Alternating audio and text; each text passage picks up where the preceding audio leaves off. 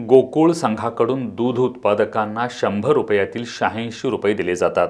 वर्षभरात दूध संघाच्या माध्यमातून 5,000 कोटी रुपये, साखर कारखान्यांच्या माध्यमातून 8,000 कोटी रुपये असे एकूण 12,000 कोटी रुपये हे 5 लाख शेतकऱ्यांना मिळतात। यामुळे शेतकऱ्यांची आर्थिक उन्नती झाली आहे।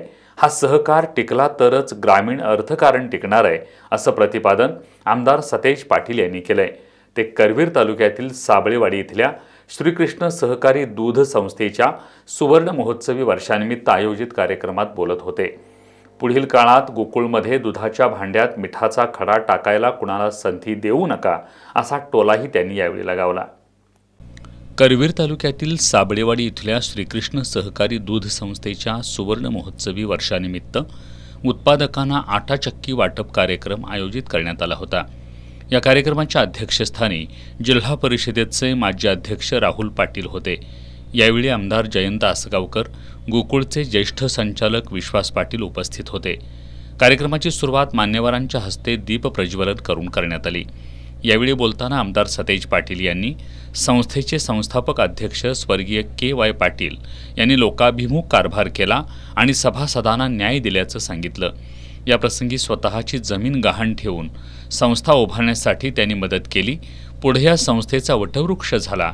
गोकुळ संघाकडून दूध उत्पादकांना 100 रुपयातील 86 रुपये दिले जातात। वर्षभरात दूध संघाच्या माध्यमातून 5,000 कोटी रुपये, साखर कारखान्यांच्या माध्यमातून 8,000 कोटी असे 12,000 कोटी रुपये हे 5 लाख शेतकऱ्यांना मिळतात। यामुळे शेतकऱ्यांची आर्थिक उन्नती झाली आहे। हा सहकार टिकला तरच ग्रामीण अर्थकारण टिकणार आहे, असं आमदार सतेज पाटील यांनी यावेळी सांगितलं। पुढील काळात गोकुळमध्ये दुधाच्या भांड्यात मिठाचा खडा टाकायला कुणाला संधी देऊ नका, असा टोलाही त्यांनी लगावला। यावेळी आमदार जयंत आसगावकर, जिल्हा परिषदेचे माजी अध्यक्ष राहुल पाटील, श्रीकृष्ण समूहाचे अध्यक्ष राजेंद्र पाटील यांनीही मनोगत व्यक्त केली। गोकुळचे संचालक विश्वास पाटील यांनी यावेळी बोलताना गोकुळच्या माध्यमातून 3,800 कोटींची उलाढाल होत असून 10 दिवसाला 75 कोटी रुपये दूध उत्पादकांना दिले जातात।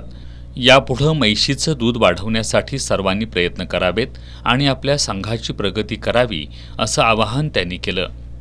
या कार्यक्रमाला बाजार समितीचे सभापती प्रकाश देसाई, बी.एच. पाटील, गोकुळचे संचालक बाबासाहेब चौगले, बयाजी शेळके, चेतन नरके, बाळासाहेब खाडे, प्रकाश पाटील, अजित नरके, एस.आर. पाटील, कुंभीचे संचालक संजय पाटील, यशवंत बँकेचे अध्यक्ष महेश पाटील, अमर पाटील, दत्तात्रय साबळे, शाहू समूहाचे अध्यक्ष रणजित पाटील, दत्तात्रय पाटील, संचालक हिंदूराव गडकरी, नामदेव गायकवाड, सोनबा साबळे यांच्यासह सर्व संचालक, कर्मचारी आणि सभासद उपस्थित होते।